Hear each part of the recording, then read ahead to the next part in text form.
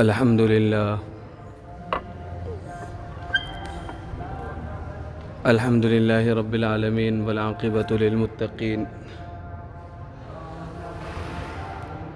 والصلاة والسلام على خاتم الأنبياء والمرسلين وعلى آله وأصحابه أجمعين.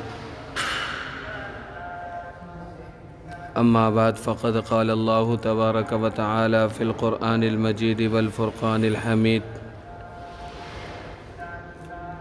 وما الحياة الدنيا إلا متاع الغرور. وعن أبي هريرة رضي الله تعالى عنه عن النبي صلى الله عليه وسلم: لا يزال قلب الكبير شابا في اثنين: حب الدنيا وطول الأمل. وعن ابن عباس رضي الله عنه عن النبي صلى الله عليه وسلم: لو كان لابن آدم واديان من مال لابتغى ثالثا ولا يملأ جوف ابن آدم إلا التراب ويتوب الله من تاب.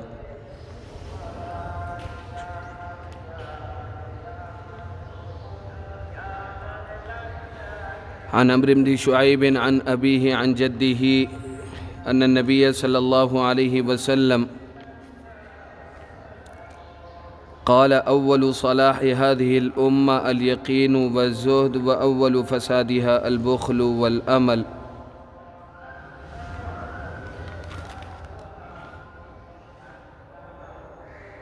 وعن زيد بن حسين قال: سمعت مالكا سئل: أي شيء الزهد في الدنيا؟ قال: طيب الكسب وقصر الأمل. صدق الله العظيم وصدق رسوله النبي الكريم، ونحن على ذلك لمن الشاهدين والشاكرين، والحمد لله رب العالمين.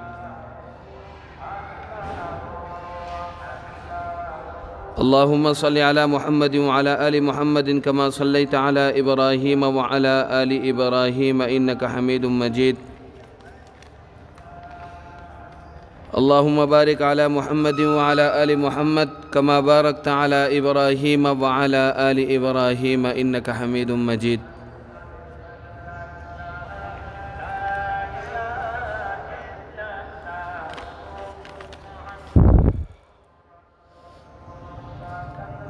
میرے انتہائی واجب الاحترام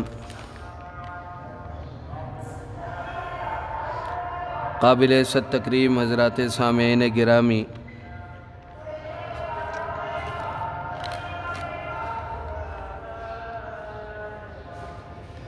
گزشتہ ہفتے میں نے ایک اہم عنوان پر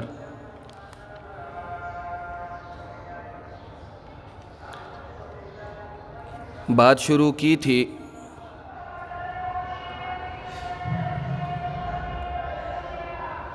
وہ اہم عنوان انسان کی بعثت یعنی انسان کی تخلیق اور انسان کو پیدا کیے جانے کے جتنے بھی اغراض اور مقاصد ہیں انہی دونوں پر ہیں.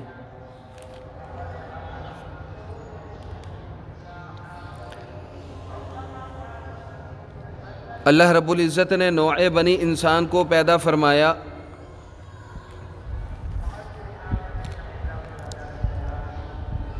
ان کو پیدا فرمانے کے بعد دو امور ان کے سپرد کیے. گزشتہ ہفتہ یہی سمجھانا چاہ رہا تھا.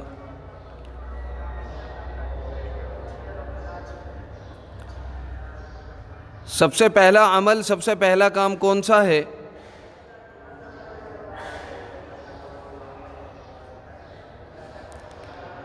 کہ جینے کے لیے کسب معاش چاہیے.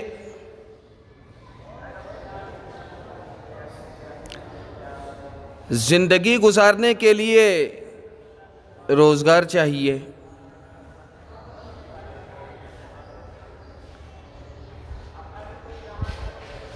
اور انسان کسب معاش اور روزگار کے حوالے سے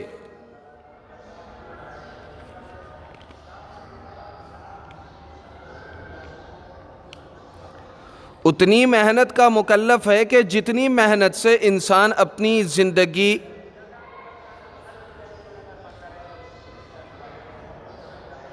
خیر کے ساتھ گزار سکے، عافیت کے ساتھ گزار سکے.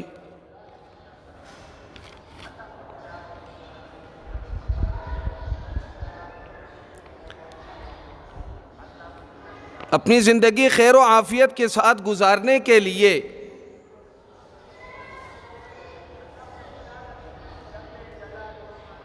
اپنے آپ کو مضبوط اور توانا کر کے اللہ کی بندگی کے واسطے اپنے آپ کو تیار کرنے کے لیے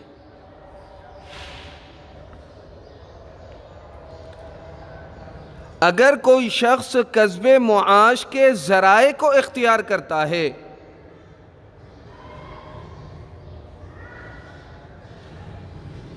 یا لمبی چوڑی طویل زندگی عمر میں برکت کی اللہ تعالیٰ سے دعا کرتا ہے، دعا دیتا ہے کسی کو،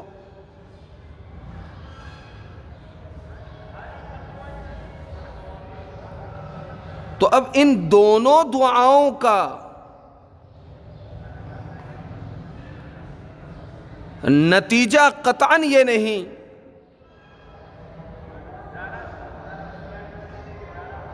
کہ انسان فکر آخرت سے بالکل بے غم ہو جائے،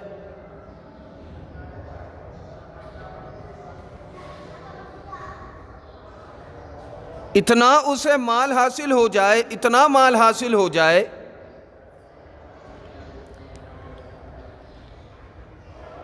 کہ جس مال کے گھمنڈ اور غرور میں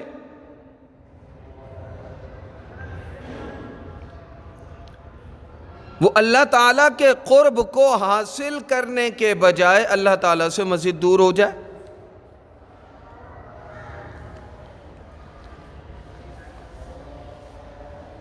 اور نہ ہی ایسی عمریں، ایسی زندگی بابرکت ہیں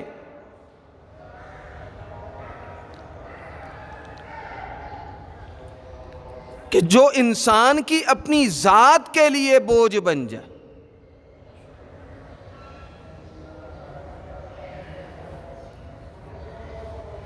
اگر اتنی تفصیلی زندگی کسی کو مل جائے کہ جس کی وجہ سے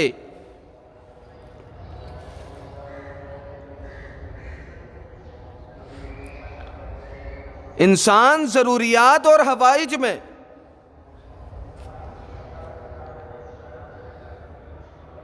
زندگی گزارنے کے لیے، اٹھنے کے لیے، بیٹھنے کے لیے ہمیشہ کسی کا محتاج رہے، اتنی لمبی عمر مل جائے کہ اس کے پاؤں لٹک جائیں، چلنے کی ہمت نہ ہو، پھرنے کی ہمت نہ ہو، نہ طلب کی ہمت ہے، نہ جستجو کی ہمت۔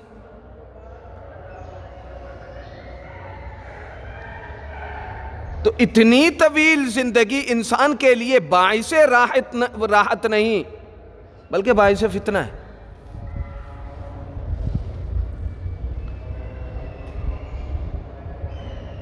تبھی ہم نے اپنے بزرگوں کو، اکابرین کو، بڑوں کو یہ کہتے ہوئے، دعا مانگتے ہوئے سنا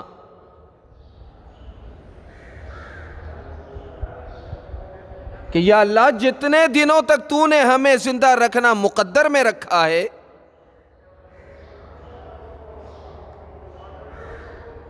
جتنی زندگی جینا ہمارے مقدر میں ہے،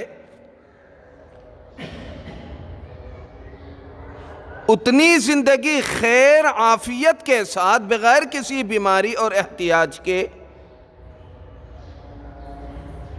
کسی کا محتاج ہوئے بغیر ہمیں گزارنے کی توفیق دے، اور چلتے پھرتے اپنے پاس بلا، محتاج بنا کر اپنے پاس نہ بلانا۔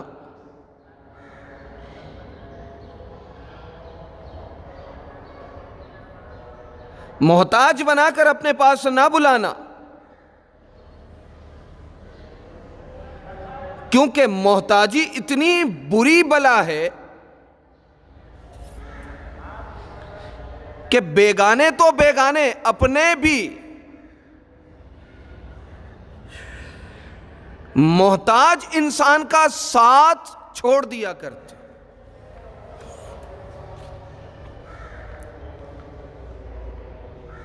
ضرورت مند انسان کا ساتھ چھوڑ دیا کرتے ہیں۔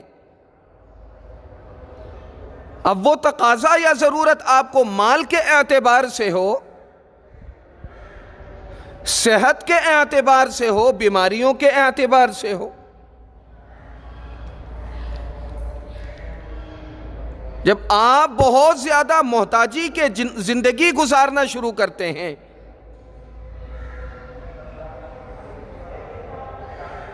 محتاجی بے روزگاری کے اعتبار سے ہے، تو گھر کے وہی افراد جو آپ کی اولاد کی صورت میں ہے، بیوی بچوں کی صورت میں ہے، آپ ان کی ذات پر ایک عضو لنگ یعنی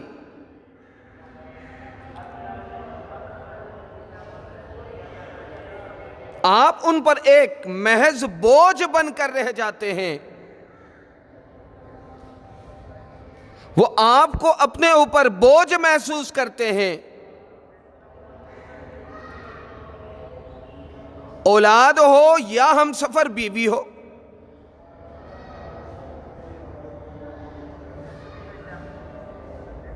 دونوں کی زبان سے مشترکہ طور پر یہی ایک بات سننے کو ملتی ہے، اچھا خاصا مضبوط توانا چلتا پھرتا انسان ہے، کوئی کام کیوں نہیں کر لیتا؟ کوئی کام کیوں نہیں کر لیتا؟ یا تو ان کا آپ کی ذات کو لے کر یہ اعتراض کرنا، یا آپ کی ذات ان کے لیے بوجھ بننا، دو وجہوں سے ممکن ہے۔ نمبر ایک کہ جب آپ اپنے کام کاج سے ریٹائر ہو جاتے ہیں یا بڑھاپے کے اس دہلیز میں آ کر کھڑے ہو جاتے ہیں کہ جب جوانوں جیسا کام یا محنت مزدوری کرنا آپ کے بس میں نہیں،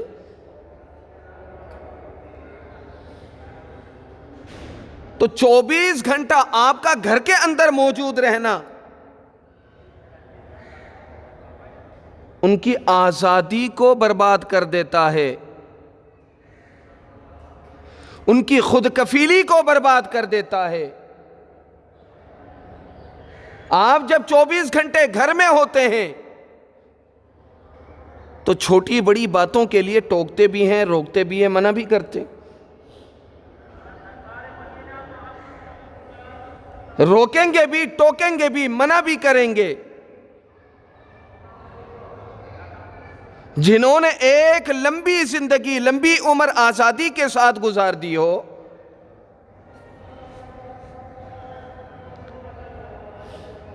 جہاں لوگ اپنی مرضی کے نعرے لگاتے ہوں،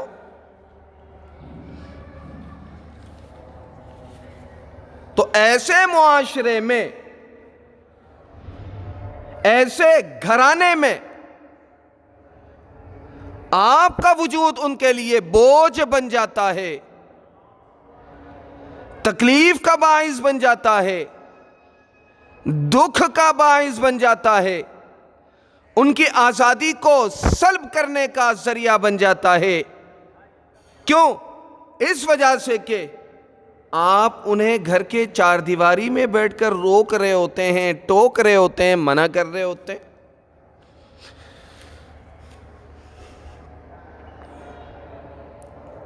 یا پھر دوسری وجہ یہ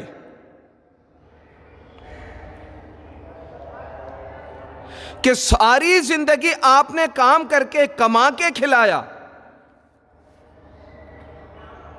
اس ساری زندگی کی کمائی کو پس پشت ڈال دیا، آپ کے ان تمام تر احسانات کو پس پشت ڈال کر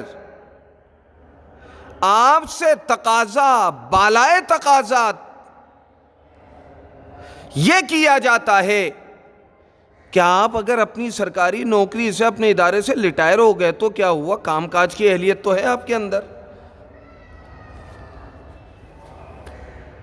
آپ ابھی بھی مضبوط ہے، دسترخوان میں بٹھا دو تو عام جوانوں کی طرح جو ہے وہ، جوانوں سے زیادہ جو ہے وہ روٹیاں آپ توڑ لیتے ہیں، جوانوں سے زیادہ بریانی تو آپ کھا لیتے ہیں، تو خرابی کیا آپ کے اندر؟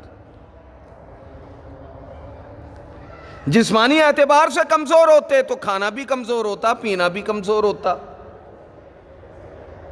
آنکھیں بھی کمزور ہوتی، کمرے کے اس کونے میں بیٹھ کر دروازے سے کون گزرا نظر آ جاتا ہے تو کیا کمزوری ہے؟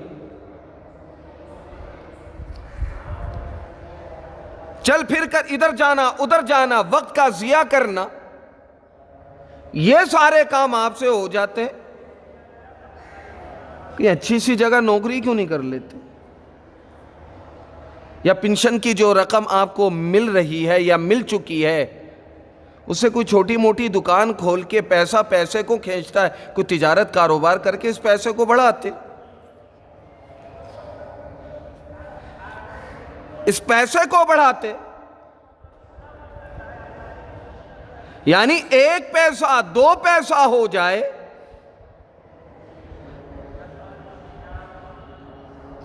لاکھوں روپے کروڑوں میں تبدیل ہو جائے، اس لالچ اور حرص کی وجہ سے آپ کی ذات ان کے لیے قابل برداشت نہیں۔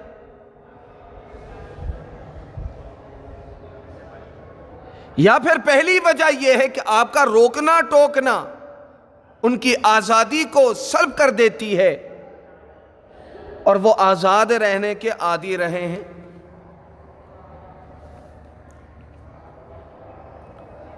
اب ان 2 وجوہات کی بنیاد پر گھر کے جو بوڑھے بزرگ اور سرپرست ہوا کرتے ہیں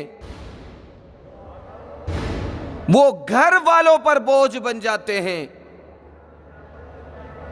جب تلخیاں باہم گھروں میں شروع ہوتی ہیں تو وہ دراز عمر کا جو بوڑھا شخص ہے، جو کسی کے لیے باپ کی حیثیت رکھتا ہے، کسی کے لیے شوہر کی حیثیت رکھتا ہے، کسی کے لیے دادا کی حیثیت رکھتا ہے تو کسی کے لیے نانا کی۔ اب ان تمام تر رشتے ناتوں کا جو مجموعہ ہے، مرکز ہے، اس کے ساتھ ایسے انسانیت سوز معاملات ہوتے ہیں کہ الامان والحفیظ کے اسے بیان بھی نہیں کیا جا سکتا۔ انسان اپنے پالتو جانوروں کو بھی اگر پھینک کر کھانا دے تو پالتو جانور منہ نہیں لگاتا۔ یہ میرا اپنا تجربہ ہے۔ پالتو جانور آپ کے گھر کا ہے، آپ نے پھینک کر کھانا دیا، پالتو جانور نہیں کھائے گا۔ آپ اسے جائیں گے، سمجھائیں گے، بجھائیں گے، پھر ہاتھ سے اٹھا کے دوبارہ کھلائیں گے، تب جا کر وہ کھانے کو تیار ہوگا، پھینکے ہوئے کھانے کو تیار نہیں ہوتا کھانا۔ ایک جانور کو پھینک کر کھانا دیا جائے، مالک کا یہ سلوک وہ جانور محسوس کر لیتا ہے۔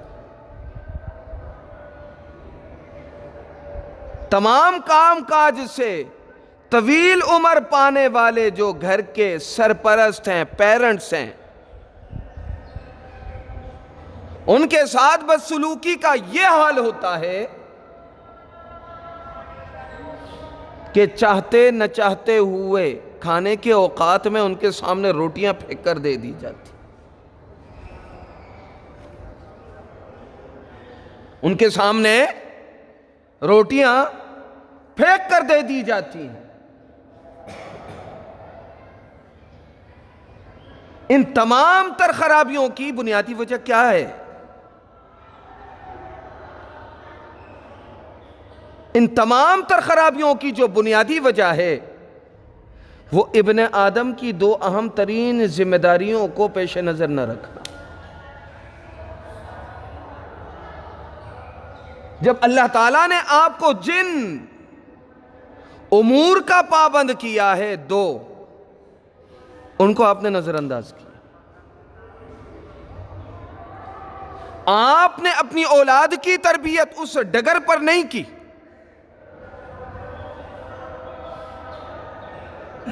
آپ نے اپنے بچوں کو تعلیم اس راستے کی نہیں دی کہ جس راستے میں بڑوں کی قدردانی ہوتی ہو.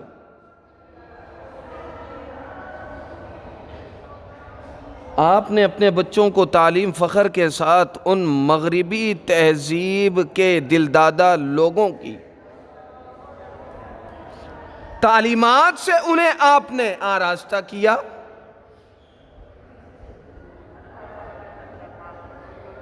تو جیسی تربیت آپ اپنی اولاد کو دیں گے برتاؤ ویسے ہی کریں گے آپ کے ساتھ.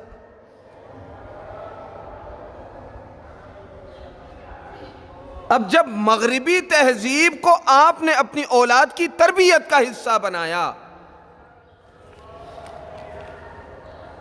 ہم مشرقی لوگ ہیں، آپ کو شکر ادا کرنا چاہیے کہ آپ کو گھر میں پھینک کر روٹی دے رہے ہیں، کسی عیدی سینٹر میں جا کر جمع نہیں کروا دیا.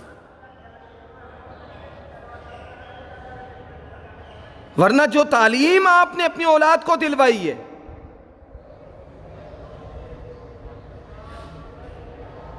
ان تعلیمات کا تقاضا تو یہ تھا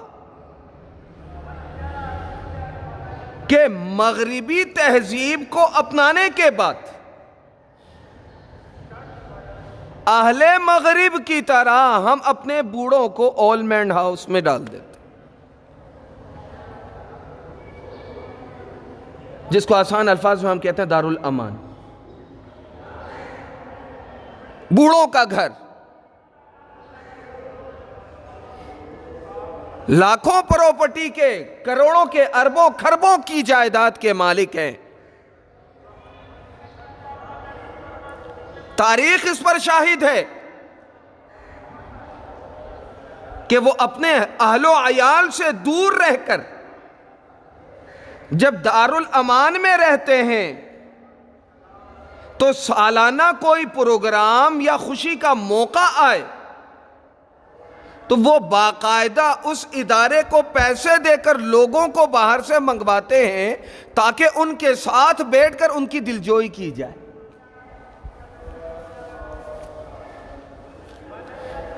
اور اس پر باقاعدہ وہ فیس پے کرتے ہیں، اس پر باقاعدہ وہ فیس پے کرتے ہیں. غرض میرے عزیزوں، میرے دوستوں، میرے بزرگوں، لمبی عمر اللہ تعالیٰ نے آپ کو عطا کر دی. کسی نے کسی کو دعا دی، اللہ تعالیٰ تیری دولت میں برکت دے، تیرے مال میں برکت دے. آپ خود نمازوں کے بعد دعا کر رہے ہیں، اللہ میری عمر میں برکت دینا، میری دولت میں برکت دینا. تو اس دولت میں اور عمر میں جو برکت کی دعا ہے، یہ دعا خیر اور عافیت پر مبنی ہے.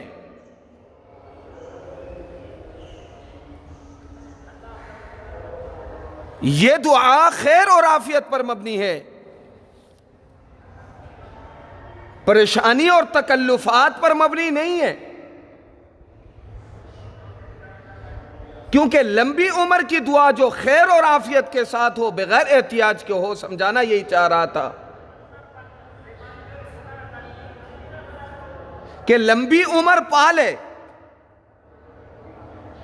لیکن اس کے کردار اور اعمال بڑے خوبصورت ہوں. یہ عمر میں برکت ہے کہ جتنی بھی لمبی عمر آپ نے پائی لیکن ساری عمر آپ کے اعمال، کردار، گفتار بڑے خوبصورت مثالی رہے.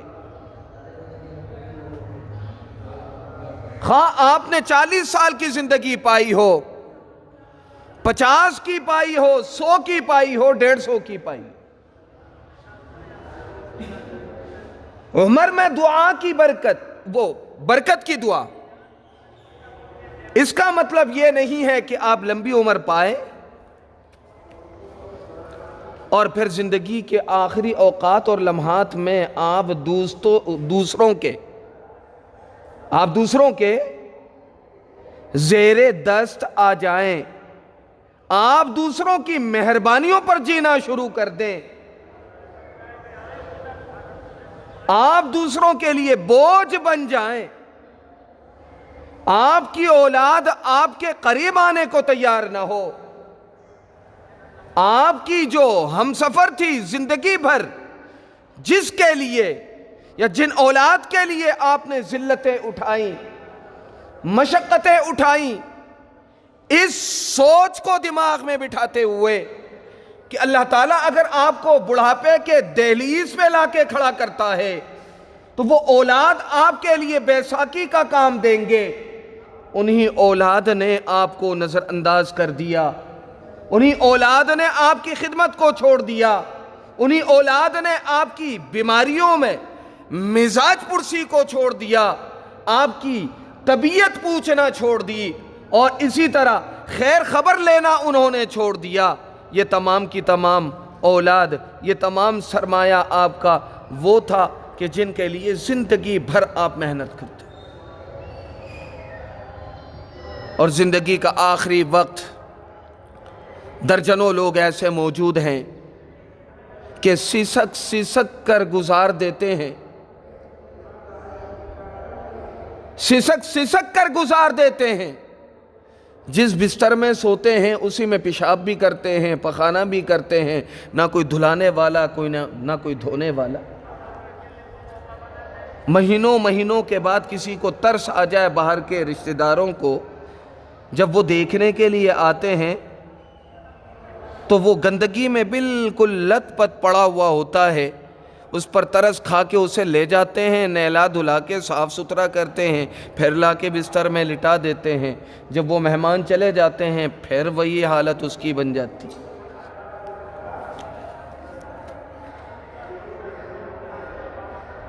ان تمام تر بے رویوں کی وجہ کیا ہے؟ وہ دو بنیادی ذمہ داریاں جس کی طرف ہم نے توجہ نہیں دی۔ یہ بات میں بارہا کہہ رہا ہوں کہ آپ اتنے کمانے کے مکلف ہیں جتنا کما کر آپ عزت کی دو روٹی کھا لیں، صحت عافیت اور تندرستی کے ساتھ اپنی زندگی گزار لیں، فکر آخرت کو دامنگیر کرتے ہوئے قبر کی تیاری کر لیں۔ آپ تو صرف اتنے کمانے کے مکلف تھے۔ جب آپ نے دنیا سے بے رغبتی دکھانے کے بجائے آپ نے دنیا کے ساتھ دل لگی کی، دل جمی کی، آپ کا کمانا آپ کی ذات کے لیے دنیا کے اعتبار سے تھا، آپ کا کھانا دنیا کے اعتبار سے تھا، دنیا کے لیے تھا،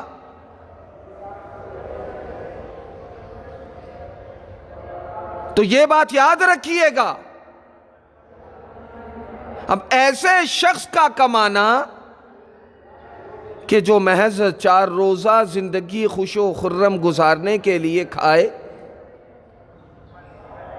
ایسا کمانا، ایسا دنیا کے ساتھ اپنا رشتہ جوڑنا،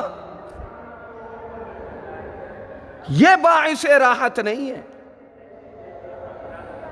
اپنی اولاد کی اس مزاج میں جا کر تربیت کرنا، یہ آپ کے لیے کامیابی کا باعث اور ذریعہ نہیں ہے۔ 2 باتیں بنیادی طور پر آپ نے ملحوظ رکھنی تھی، 2 باتیں۔ کن فی الدنیا کأنک غریب او عابر سبیل، مسافر خانہ ہے، مسافروں کی طرح رہنا تھا۔ یہ دنیا مسافر خانہ ہے اور آپ نے مسافروں کی طرح رہنا تھا۔ وَعُدَّ نَفْسَكَ مِنْ أَهْلِ الْقُبُورِ، اپنے آپ کو اہل قبر میں سے شمار کرنا تھا۔ آپ نے کھانا اس وجہ سے تھا، پینا آپ کو اللہ تعالیٰ نے نصیب کیا اس وجہ سے تاکہ آپ بہتر انداز میں اللہ کی عبادت کر سکیں، آخرت کی فکر دامنگیر کر کے اس کے واسطے دنیا میں اپنی کھیتی باڑی آخرت کی جو کمائی ہے اسے مضبوط کر سکیں۔ اللہ تعالیٰ نے تو آپ کو رزق اس لیے دیا تھا، اللہ تعالیٰ نے تو آپ کو روزی اس لیے دی تھی کہ آپ کھا کے اللہ کا بندہ بن جائیں، اللہ کا بندہ بن جائیں، اور علاقے میں، محلے میں، مسجدوں میں جو جنازے اٹھائے جاتے ہیں، ان کندھے دیے جانے والے جنازوں کو دیکھ کر آپ عبرت حاصل کریں، یہ تصور اپنے دل اور دماغ میں بٹھا لیں کہ یہ دنیا ابد الآباد کے لیے نہیں ہے، اس دنیا میں کوئی قرار، مضبوطی نہیں ہے۔ اگر یہاں کوئی مضبوطی ہوتی، کوئی قرار ہوتا، کوئی استحکام ہوتا، تو اللہ رب العزت یہ تو نہ فرماتے ہیں نا کہ وَمَا الْحَيَاةُ الدُّنْيَا إِلَّا مَتَاعُ الْغُرُورِ، کہ دنیا کی یہ رنگینیاں محض دھوکے کا سامان ہے، محض دھوکے کا سامان ہے۔ اب لفظ غرور کو سمجھ لیں کہ غرور کیا چیز ہے۔ کہتے ہیں نا، کوئی اگر ہاتھ کی صفائی آپ کو دکھائے شعبدہ باز، تو لوگ کہہ دیا کرتے ہیں یہ تو ہاتھ کی صفائی ہے، حقیقت سے کوئی تعلق نہیں، یہ تو شعبدہ بازی ہے، ہاتھ کی صفائی ہے، حقیقت سے اس کا کوئی تعلق نہیں۔ بہت سارے آپ نے شعبدہ بازوں کو، جادوگروں کو دیکھا ہوگا، وہ اپنا کرتب دکھانے کے لیے آتے ہیں، پیسے کماتے ہیں، کسی نے زبان کاٹ دی، کسی نے حلق کے اندر چھری ڈال کے آر پار کر دی، پھر بعد میں نکال بھی لیا، کسی نے سر اپنے دڑ سے الگ کر دیا۔ یہ شعبدہ بازی ہے، نظر کا دھوکہ ہے، حقیقت سے اس کا کوئی تعلق نہیں ہے۔ اللہ رب العزت بھی اے نوع بنی انسان آپ کو یہ سمجھانا چاہ رہے ہیں کہ وَمَا الْحَيَاةُ الدُّنْيَا إِلَّا مَتَاعُ الْغُرُورِ، یہ دنیا کی خوبصورتی اور ہریالی یہ تمہاری نظروں کا دھوکہ ہے، یہ تمہاری نظروں کا دھوکہ ہے۔ دنیا کی اس خوبصورتی اور ہریالی کا تعلق حقیقت کے ساتھ ہے ہی نہیں، کیونکہ اگر دنیا کی ان خوبصورتیوں کا تعلق حقیقت کے ساتھ ہوتا تو اللہ رب العزت نے آپ کو اس دار فانی سے اٹھا کر اس ابد الآباد کی زندگی کی طرف تو منتقل نہ کرتا نا۔ اور یہ بات تو ہر انسان جانتا ہے، روٹی کھانے والا، کہ 1450 سال سے کتنے ہی لوگ آئے، کتنے ہی لوگ گئے، اتنی ساری جو امتیں، اقوام گزر چکی ہیں، کیا وہ یہ ہمیں پیغام نہیں دیتے کہ یہ دار القرار نہیں، یہ دھوکے کا سامان ہے؟ جتنا بھی اپنے اندر لالچ پیدا کر لو، ہرس پیدا کر لو، آرزویں اپنے دل اور دماغ میں بٹھا لو، لیکن آرزو آرزو ہے، خواہش خواہش ہے۔ آپ یہ ساری جائیدادیں اپنے مال اور اسباب قبر میں لے کر نہیں جا سکتے، قبر میں ساتھ لے کر نہیں جا سکتے، کیونکہ فقہاء کرام نے واضح طور پر لکھا ہے کہ جب کسی شخص کا انتقال ہو جائے تو سب سے پہلے الاول یبدأ بتجہیزہ وتکفینہ، سب سے پہلے اس کی تجہیز اور تکفین کا انتظام کیا جاتا ہے، لیکن ساتھ میں یہ بھی قید لگا دی من غیر تبذیر ولا تقتیر، جب کفن دینا تو مختصر کپڑوں میں دینا، کفن سنی مردوں کو 3 کپڑوں میں دینا اور کفن سنی عورتوں کو 5 کپڑوں میں دینا۔ اس سے زیادہ مردے کو قبر میں، فرش میں بچھانے کے لیے زائد کپڑا اگر آپ بچھاتے ہیں تو یہ کفن سنی کے خلاف ہے۔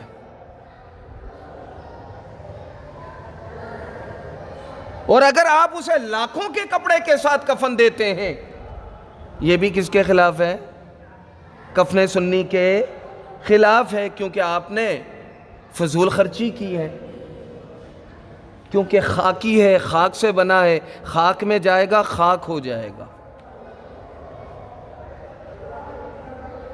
آپ کے لواحقین جو آپ کے بعد آپ کو سپرد خاک کرنے کے لیے تیار بیٹھے ہوتے ہیں، آج تک کسی بھی عقل مند کو آپ نے دیکھا وہ لاکھوں کا کپڑا اپنے باپ کو دفنانے کے لیے لایا ہو؟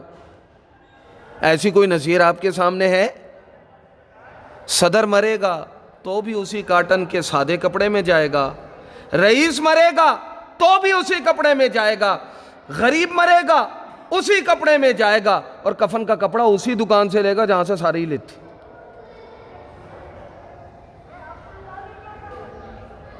مالدار مرے تو بھی اسی کفن میں، غریب مرے تو بھی اسی کفن کے کپڑے میں، مالیت بھی برابر ہے، کپڑے کی قدر و قیمت بھی برابر ہے، قدر و منزلت بھی برابر ہے، شخصیات کے مراتب دنیا میں اگرچہ مختلف ہوں لیکن قبر میں جا کے سارے برابر ہیں۔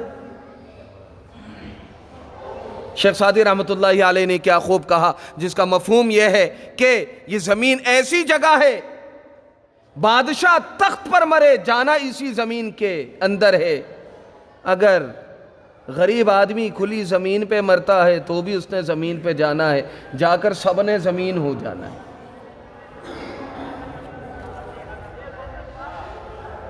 جا کر سب نے خاک ہو جانا ہے۔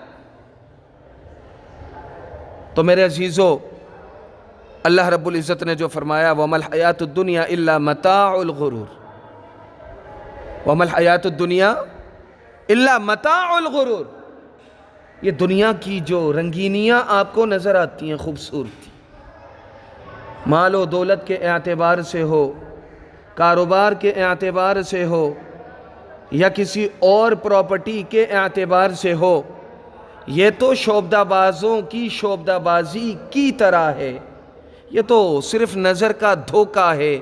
جاؤ گے اسی مختصر کپڑے کے ساتھ، جاؤ گے اسی مختصر کپڑے کے ساتھ، قیمتی کپڑے کے ساتھ نہیں جا سکتے۔ جناب نبی کریم صلی اللہ علیہ وسلم نے فرمایا کہ طوبیٰ لمن طال عمرہ وحسن عملہ، طوبیٰ خوشخبری ہے اس شخص کے لیے کہ جس نے لمبی چوڑی زندگی پائی ہو، خوشخبری ہے اس شخص کے لیے کہ جس نے لمبی چوڑی زندگی پائی ہو، اور ساتھ میں کیا فرمایا وحسن عملہ، اور زندگی کے اعتبار سے، دنیا کے اعتبار سے اس کے جو اعمال ہوں وہ مثالی ہوں، اس کے جو اعمال ہیں وہ کیا ہیں؟ مثالی ہیں، اور اس کا عمل ایسا تھا کہ دنیاوی اعتبار سے بھی اس کے لیے سودمند اور اخروی اعتبار سے بھی سودمند۔ تو میرے عزیزو، میرے دوستو، لمبی عمر پانا باعث راحت تبھی ہو سکتا ہے کہ جب انسان لمبی عمر پا کر کسی کا محتاج بھی نہ ہو، اور لمبی عمر پا کر اپنی دنیا کو بہتر سے بہتر انداز میں گزارنے کے لیے وہ کوشاں رہا ہو۔ اور اسی طرح انما الدنیا مزرعۃ الآخرہ، اس دنیا میں رہ کر اس نے آخرت کے واسطے اپنی تیاریاں مکمل کی ہوں، آخرت کی تیاری مکمل کی ہو۔ یہ دو اہم ذمہ داری ابن آدم پر آتی ہیں کہ اللہ تعالیٰ نے آپ کو مال و زر سے نوازا، تمام تر سہولیات کے ساتھ نوازا، کاروبار کے ساتھ نوازا، ترقیات کے ساتھ نوازا۔ آپ نے ان نوازشات پر مغرور نہیں ہو جانا، متکبر نہیں ہو جانا۔ آپ نے ان تمام تر آسائشوں سے فائدہ حاصل کر کے اپنی دنیا کو، معاش کو مضبوط رکھتے ہوئے اپنی آخرت کی فکر کرنی ہے، اپنی آخرت کی تیاری کرنی ہے، اور اپنی آخرت کو مضبوط کرنے کی کوشش کریں۔ تبھی میرے عزیزو، میرے دوستو، جناب نبی کریم صلی اللہ علیہ وسلم نے فرمایا کہ کن فی الدنیا کأنک غریب او عابر سبیل، کہ تم دنیا میں رہو مسافروں کی طرح، جس طرح مسافر خانے میں رہا کرتے ہیں. اور اسی طرح اگلا جملہ جو فرمایا وَعُدَّ نَفْسَكَ مِنْ أَهْلِ الْقُبُورِ، وَعُدَّ نَفْسَكَ مِنْ أَهْلِ الْقُبُورِ، اپنے آپ کو اہل قبور میں سے سمجھو. ایک دوسری روایت میں ہے موتو قبل ان تموتو، مر جاؤ اس سے پہلے کہ مار دیے جاؤ. اب بس مختصراً یہ گزارش آپ کے گوش گزار کروں گا اور اس کے بعد پھر اجازت چاہوں گا کہ عد نفسک من اہل القبور کا کیا مطلب ہے کہ جیتے جی اپنے آپ کو ہم اہل قبور میں سے سمجھے، یعنی مردہ سمجھے، اپنے آپ کو مردہ سمجھے. اب دیکھیے مردے کا دنیاوی اعتبار سے کوئی تقاضا نہیں ہوتا، ملنے پر کوئی پریشانی نہیں، نہ ملنے پر کوئی غم نہیں. مردے کو کسی چیز کی طلب نہیں ہوتی، کسی خواہش اور آرزو اسے چھو کر گزر جائے ایسا نہیں ہوتا.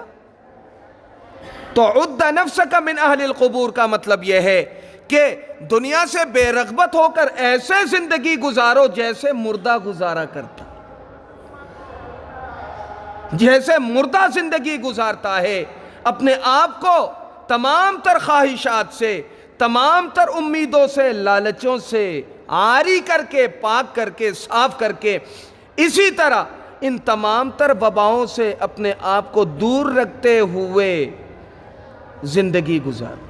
وَعُدَّ نَفْسَكَ مِنْ أَهْلِ الْقُبُورِ، اور اسی طرح موتو قبل ان تموتو، اس سے پہلے کہ ہمیشہ کے لیے تم خاموش کرا دیے جاؤ، ہمیشہ کے لیے تم پرسکون ہو جاؤ. تم پر لازم ہے کہ موت سے پہلے موت کی تیاری کر لو، موت سے پہلے مر جاؤ.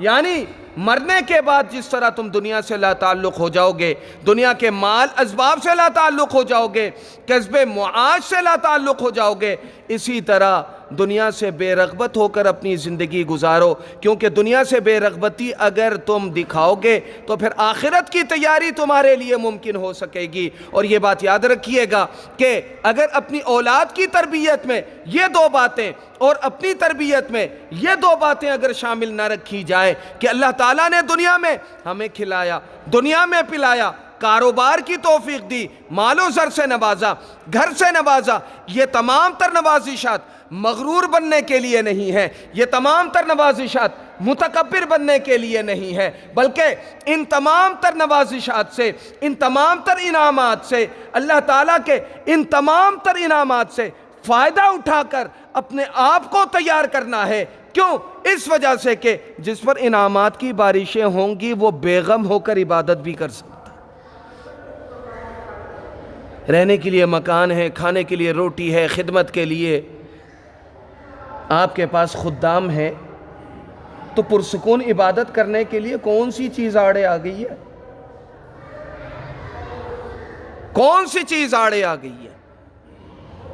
پرسکون رہیے، پرسکون طریقے سے عبادت کیجئے. اللہ تعالیٰ نے یہ انعامات مجھے اور آپ کو اس لیے عطا کی تاکہ اس دنیا میں رہ کر ہم اپنے آخرت کو کما سکیں. نمبر 2، آخرت کی تیاری.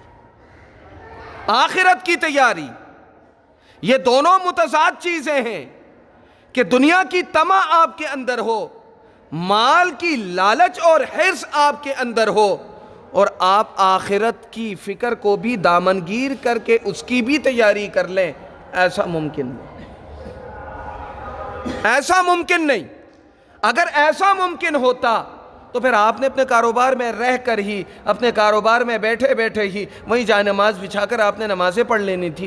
مساجد قائم کرنے کی ضرورت تو نہ تھی، مساجد قائم کرنے کی ضرورت تو نہ تھی. اب جہاں چاہو، کیونکہ مسلمان کے لیے ہر پاک زمین کا ٹکڑا مسجد ہے، حدیث شریف کا لفظ ہے.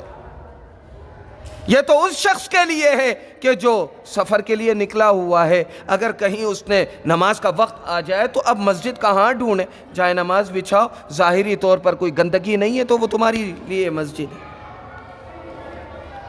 تو اس لیے میرے عزیزو، میرے دوستو، وقت ختم ہو گیا ہے. 2 باتیں جو ہے وہ ملحوظ رکھیں اپنی اولاد کی تربیت میں. ان 2 باتوں کو ملحوظ رکھوائیے کہ آپ نے زندگی اس مقصد کے لیے گزارنی ہے کہ آپ زندگی گزار کر اللہ تعالیٰ نے آپ کو جو یہ عمر مستعار جوانی عطا کی ہے، یہ جوانی اللہ کی رضا کے لیے آپ صرف کریں، اور اللہ کی رضا کے لیے صرف کرتے ہوئے، خرچ کرتے ہوئے آپ اپنی آخرت کو بہتر سے بہتر بنانے کی تیاریاں کریں۔ اللہ تعالیٰ ہم تمام مسلمانوں کو، تمام احباب کو یہ دو ذمہ داریاں جو ہم پر عائد ہوتی ہیں کہ دنیا میں جیتے جی ہم اللہ کی رضا جوئی کے لیے وہ تمام کام انجام دے کہ جن کا ہمیں حکم دیا گیا ہے۔ نمبر 2 یہ ہے کہ دنیا میں رہتے ہوئے اللہ تعالیٰ ہمیں آخرت کی مکمل ایسی تیاری کرنے کی توفیق دے کہ جن تیاریوں کی وجہ سے اللہ تعالیٰ اپنے نیک اور خاص بندوں کو بلا حساب اور کتاب کے جنت کا حقدار بنا دیا کرتا ہے۔ اللہ تعالیٰ ہم سب کو عمل کی توفیق عطا فرمائے۔ وآخر دعوانا ان الحمدللہ رب العالمین۔